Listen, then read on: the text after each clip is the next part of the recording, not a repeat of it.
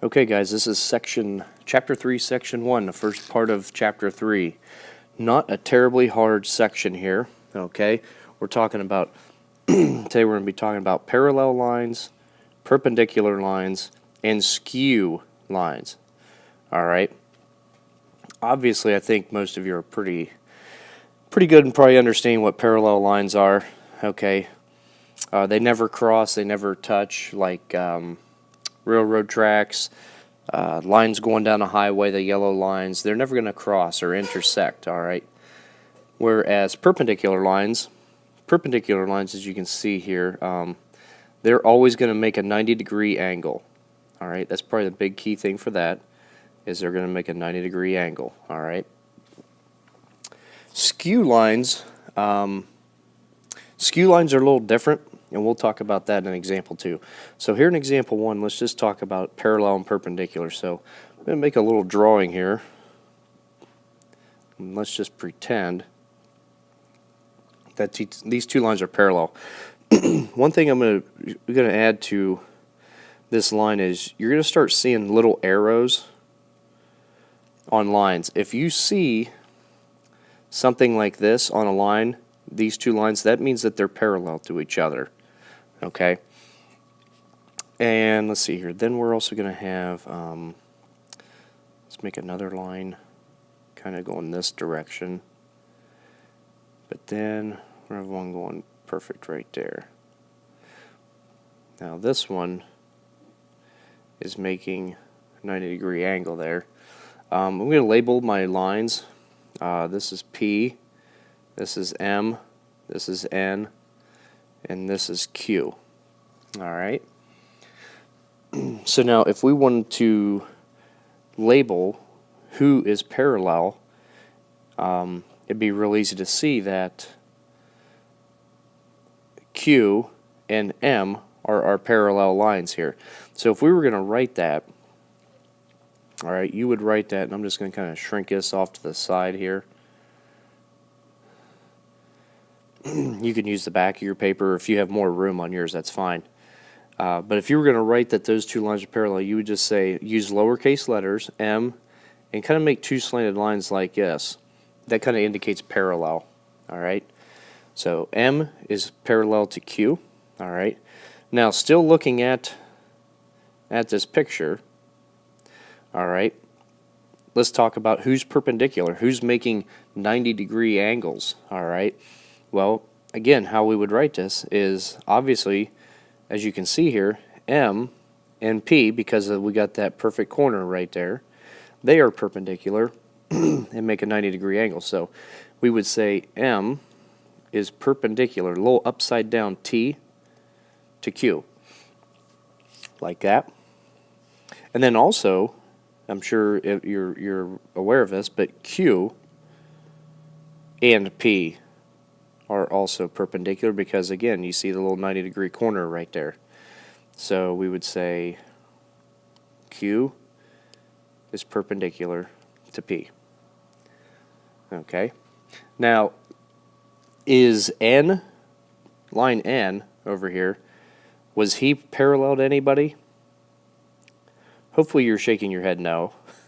And is he perpendicular with P? Again, you should be saying no. If they don't put the perfect corner for the 90 degrees in there, guys, for the right angle, then you cannot assume it to be right. Okay? No matter how much it really does look like a 90-degree angle, don't assume. Okay? Okay, guys, now in example 2, we're talking about skew lines. Alright? And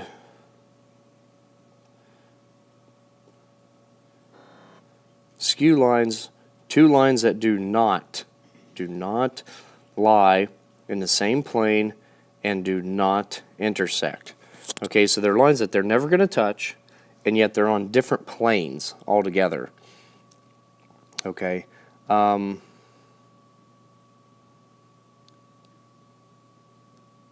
actually, they could be on the same plane, okay? I'm sorry, they could be on the same plane, but they don't. Let's just draw a picture. It's easier to just draw a picture here. So we're going to draw a plane here. like this. Okay, and we're going to have a line going through up and down like that. So he's going straight down through this. We're going to call this F. Alright, and then we've got another little line here. And we'll call this line G. We're going to have another one over here. We'll call him H. Alright. Now, if you take a look here,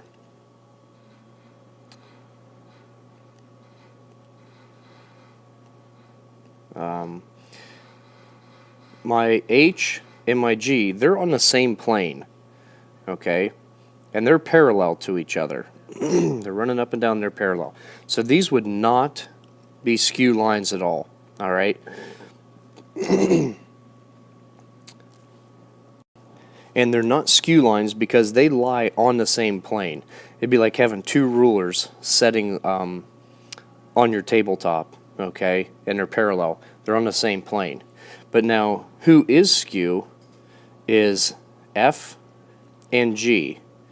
F and G would be skewed lines because F is on a totally different plane that's going up and down, where G is on this one that's laying flat. All right? And that's your criteria is you can't lie on the same plane and you can't intersect. All right? The other problem, like with F and G, or H and F, they're not skewed because they actually intersect the way I drew it. All right, we could kind of darken. They intersect here. All right, so that doesn't really work either. So that's the biggest criteria is skew lines are, they don't lie on the same plane and they do not intersect. All right, I really want to highlight that. Not in the same plane and they do not intersect. All right, it's a lot easier when you have something physically in your hands. Or if I could, let me draw another shape here for you. Let's draw a cube like this. All right, now I'm going to put a line on this back corner like this. All right, and then I'm going to put a line on this front corner.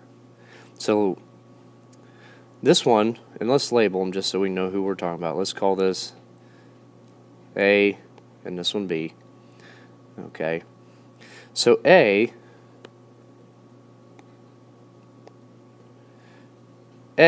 is on the very front edge of the box, where B is back here in the back. All right. They're on the back corner. Think of it like a box of tissues or anything. Even though it appears on the paper that they cross, I drew a break here to show you that they really don't. All right, this B's on the back corner, A's on the front top edge. All right, they're skew lines because they don't intersect and they're on two totally different planes, two totally different faces of the box. Okay, and we'll spend some time working on that in class. Let's take a look at example 3. Okay guys, I started drawing a picture here with 3 different planes. Okay, this is going to be plane D. Notice I'm using capital letters. This is B. This is plane C down here. We're going to add a few lines. Okay, one going here, straight down through. And there's going to be a break. And he's going to come down through this one as well on the break. Oops. And down through and up like that. Alright, we're going to have one on plane B, like that. He is M. This one coming down is going to be L. And we're going to have another one coming across on plane C like that. He's actually intersecting there as well. Another thing is this line L is making a 90-degree angle with the plane. So he's going straight down, up and down through it. All right, we're just going to talk about the relationship with some of these, okay? So for example, my question to you is this, does plane B, or my blue plane here, does it appear who would be parallel with plane B? What other plane would be parallel? If you're thinking D, no. It's going up and down. It's perpendicular with it. But yes, the red one, C, is parallel. All right. And what helps you to know that they're parallel, the red and the blue one, is the 90 degree here. Okay, he's perfectly 90 with this line L, and so is this one. All right, which means they have to be parallel to each other. Just think about if you're framing in a wall for a house. You don't have to draw this, but I'm just going to show you. You always start with a toe board, all right, and then you always nail in the stud joists like this, and they're always going to be 90 degrees, okay? So if you've been nailing them in 90 degrees, then you would know that like these two guys are going to be parallel with each other, okay? So that's kind of what we mean by that, all right? Another question I said I want to ask you is, can you name me a line that appears perpendicular with B? All right, who is actually perpendicular? Which line? L, M, or, I forgot to name that guy down there. He is N. Sorry about that. That's line N. Again, lowercase letters for the lines, uppercase for all the planes. So you can see that L is perpendicular with B and C both. All right, we showed you that with the 90 degree angle. We have to. If we don't, you cannot assume it to be 90 degrees. Okay? That is pretty much it for section 3.1. All right, in your summary, the biggest thing you could probably just put is that, parallel lines never cross or never intersect. I'll just put cross. Then perpendicular lines, I'll use the abbreviation. They're the symbol. Perpendicular lines, always, boy, I can spell today. Good thing I don't have a spelling test like my kids. All right, always, let's try this again. Let me slide over here. 90 degrees, okay? Those are probably the biggest things, and of course, then skew lines. Just going to add this here, skew lines. Different planes.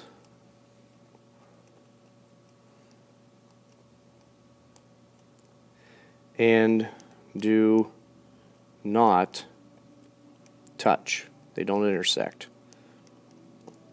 Okay. Hope you've enjoyed section 3.1. A little bit longer than normal.